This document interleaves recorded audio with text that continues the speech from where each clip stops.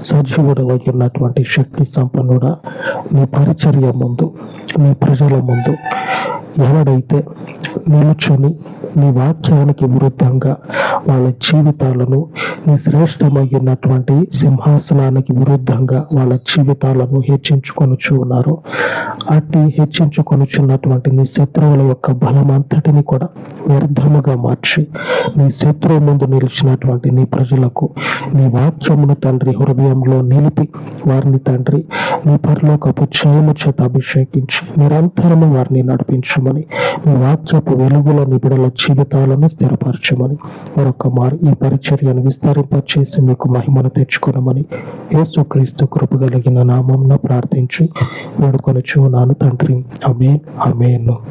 మన పరిశుద్ధుడైన దేవుని కృప నిత్యము మనకు తోడయ్యుండును గాక. ఆమేన్, ఆమేన్.